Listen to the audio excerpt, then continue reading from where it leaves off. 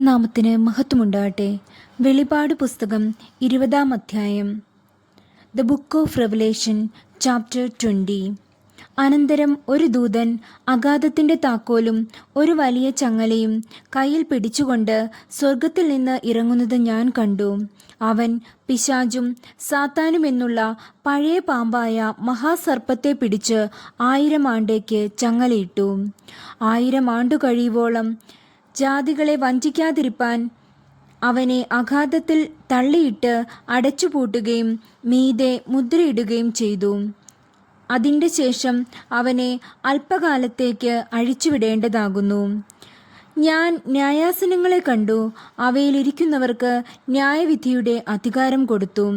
യേശുവിൻ്റെ സാക്ഷ്യവും ദൈവവചനവും നിമിത്തം തല ഛേദിക്കപ്പെട്ടവരും മൃഗത്തെയോ അതിൻ്റെ പ്രതിമയോ നമസ്കരിക്കാതിരുന്നവരും നെറ്റിയിലും കൈമേലും അതിൻ്റെ മുദ്ര കൈക്കൊള്ളാതിരുന്നവരുമായവരുടെ ആത്മാക്കളെയും ഞാൻ കണ്ടു. അവർ ജീവിച്ച് 1000 ആണ്ട് ക്രിസ്തുവിനോട് കൂടി വാണു. മരിച്ചവരിൽ ശേഷമുള്ളവർ 1000 ആണ്ട് കഴിയുവോളം ജീവിച്ചില്ല. ഇത് ഒന്നാമത്തെ പുനരുത്ഥാനം. ഒന്നാമത്തെ പുനരുത്ഥാനത്തിൽ പങ്കുള്ളവൻ ഭാഗ്യവാനും വിശുദ്ധനുമാകുന്നു. അവരുടെ മേൽ രണ്ടാം മരണത്തിന് അധികാരമില്ല.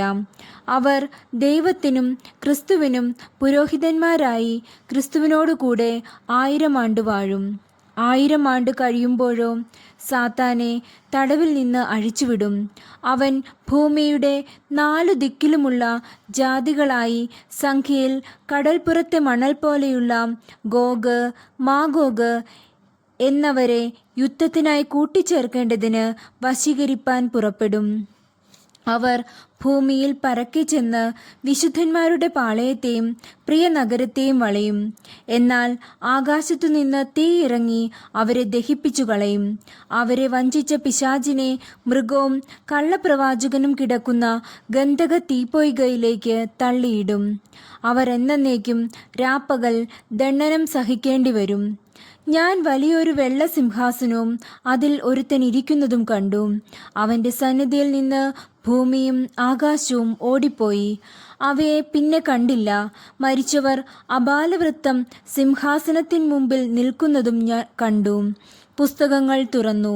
ജീവന്റെ പുസ്തകമെന്ന മറ്റൊരു പുസ്തകവും തുറന്നു. പുസ്തകങ്ങൾ എഴുതിയിരിക്കുന്നതിന് ഒത്തവണ്ണം മരിച്ചവർക്ക് അവരുടെ പ്രവൃത്തികൾക്കടുത്ത ന്യായവിധിയുണ്ടായി. സമുദ്രം തന്നിലുള്ള മരിച്ചവരെ ഏൽപ്പിച്ചു കൊടുത്തു. മരണവും പാതാളവും തങ്ങളിലുള്ള മരിച്ചവരെ ഏൽപ്പിച്ചു കൊടുത്തു. ഓരോരുത്തന് അവനവൻ്റെ പ്രവൃത്തികൾക്കടുത്ത വിധിയുണ്ടായി. മരണത്തെയും പാതാളത്തെയും തീപ്പൊയ്കയിൽ തള്ളിയിട്ടു. ഈ തീപ്പൊയ്ക രണ്ടാമത്തെ മരണം. ജീവപുസ്തകത്തിൽ പേരെഴുതി കാണാത്ത ഏവനെയും തീപ്പൊയ്കയിൽ തള്ളിയിടും.